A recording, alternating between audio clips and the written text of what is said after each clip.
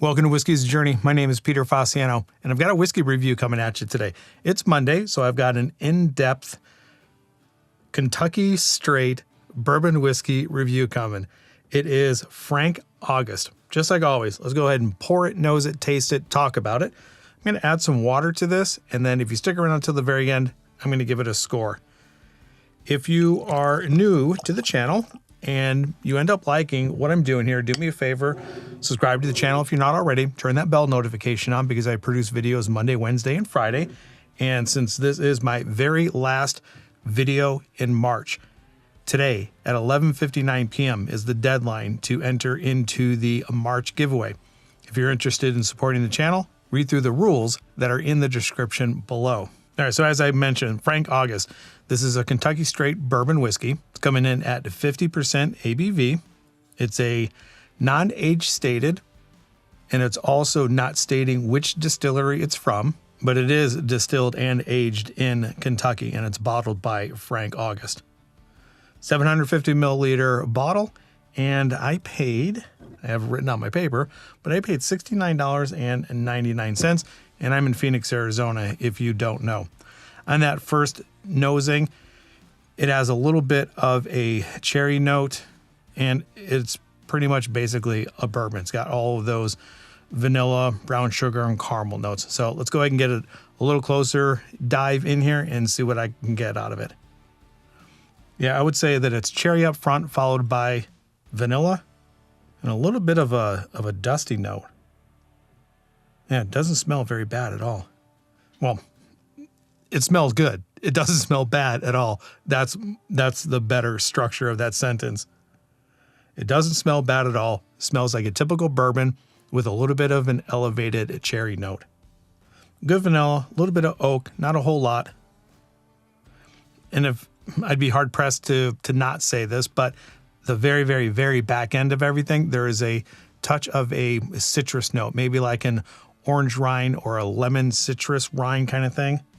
Almost like you're expressing some of the citrus oils over some cocktails. That's in the very background. Yeah, smells really good. Let's go ahead and get it on the palate. Oh, wow. So on the palate, that orange citrus note shows up a little bit more. Still a good cherry note. The vanilla's there, oaky. That ABV being 50% ABV is rather nice. Little chocolatey, sweet oak bitterness settling in on the side of the tongue. That's pretty good. As I'm sitting here, it's turning a little bit dry, a little bit more bitter on the back end of that finish. That was my first sip, so maybe I have to get a little bit more acclimated to it, but it is finishing rather dry and a little bit too bitter for me. But so far, so good. Do me a favor, I don't know if there is a whole lot of information out there on this, since I have a wide variety of people in different parts of the country. Let me know if you're seeing Frank August in your area. I have only seen the small batch in my area until just recently.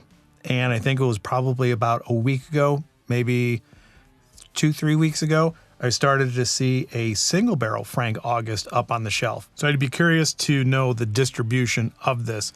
Where is your area? Are you seeing it? Are you buying it? Or are you leaving it on the shelf? All right, before I get that second sip in, there is a stale chocolate peanut candy bar note on the back end. So that bitterness turned into a little bit of a nutty note and a stale chocolate note.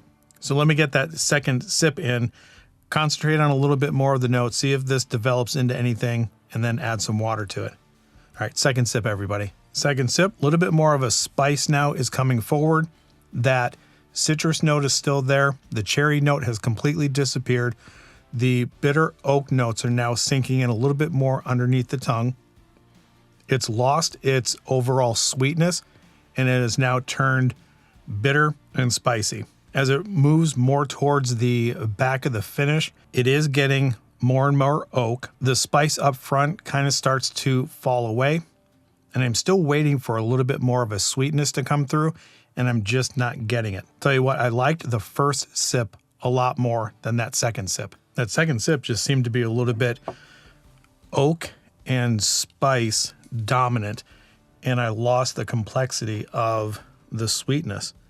Now, I do know that over the course of the last couple of months, my palate has shifted a little bit more towards craving a little bit more of a spicy pour, but that doesn't mean I want all spice. I still need to have or want to have a little bit of a sweet note, and it was very promising on that first sip, but I don't know, for some reason that second sip, all of that sweetness kind of disappeared. So now that I added the water to this, I'm going to give it a second, let it do its thing while I go over the minimal amount of information that I have from Frank August. I have it written down and just need to make sure I got the name right. So Jonathan Crocker is the CEO and the co-founder of Frank August. Can't find a name, Frank August, anywhere out there, so I don't think Frank August is actually a person. And if you are familiar with the name Jonathan Crocker, it's probably because he was a fashion executive for AG Jeans, and is it BLDWN? Baldwin Jeans as well. So he's a former denim and a fashion executive. And I don't know if he had anything to do with the bottle, but it's definitely one of the nicer looking bottles on the market, that's for sure. And I think it's pretty ironic that on their website, when you click on their story, the first thing that it says is the word frank, and the definition of being frank is being open, upfront, and sincere. And with all of the non-disclosure agreements that they have, looking at the information that's out there on some of the other whiskey sites or whiskey review channels, they know where this is distilled, but they have NDAs, so they can't say where it's from. So I thought that was pretty funny that the first thing on their story was the definition of being frank, but them not being upfront and honest about where they're getting the stuff. No, I understand that that's probably not them. It's probably the distilleries that they're getting, the distillery or the distilleries that they're getting their whiskey from. And other than that, there's really not much to say about Frank August. Maybe with the exception, I think there are 3 expressions that they have. They have or maybe 4. They have their bourbon. I think I've seen a rye. They've got their single barrels, and then they have their progress or their experimental batches. Let me know in the comments down below if you are a fan of Frank August. Have you had any of the other expressions, the rye, the single barrels, or their experimental batches? I'd be very curious to hear from you if they are worth pursuing if I see those things in my area. All right, hopefully that's enough time for the water to do its thing. Let's get it on the nose, get it on the palate, and then give this thing a score. All right, now the cherry note has come back in full force. Good vanilla. The oak note and the spice is now diminished. Not picking up on much citrus like I did earlier with the orange or the lemon zest. It's just dominated by cherry and vanilla. All right, let's go ahead and get it on the palate. All right, adding the water to it, I suspected that it might get a little bit more spice, and it really isn't. It's now reverting back to a little bit more of a sweet note. The oak and the oak bitterness is completely gone. It reduced the amount of spice, and there's a little bit more of a nuanced sweetness coming through. It's a little bit better with that first sip with water than the second sip without. So maybe playing around with the increments of water or the ratios of the water in different drops, or maybe having this on ice. I'm going to leave that up to you. Going forward, I'll probably mess around with the amount of water that I put in here, because I really did not like that second sip without water. But let me get a second sip in with the water and see if it emulates or copies what that second sip did without water. All right, second sip with the water. Yeah, second sip with the water is more the same with the first. The cherry note, the vanilla, slightly spicy, but not nearly as much as I thought it would be with the water. Typically, the water-soluble particles kind of separate, and you're left with a more spicy pour with the water. I'm not getting that there. Thankfully, it actually calmed down how spicy it was. All around, it's decent, but it's nothing spectacular. So let's go ahead and move on to the score. If you're new here, I rate everything out of 5 stars. I did not like the second sip. I did like the first, and I really am enjoying it with the water. I think the water gives it a little bit more balance. Even though it is proofing it down, I'm getting more out of it with the water. Again, I have to remind myself on the price here. So $70.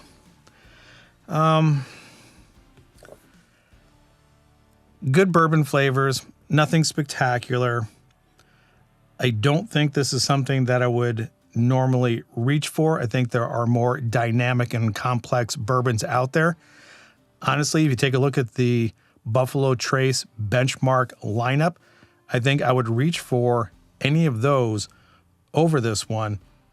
And they are anywhere from, $18 to $24. So unfortunately, out of 5 stars, this is going to get a 3 out of 5 stars. It's okay, but I really don't see myself reaching for this more than any other lower cost bourbons out there. So that's unfortunate.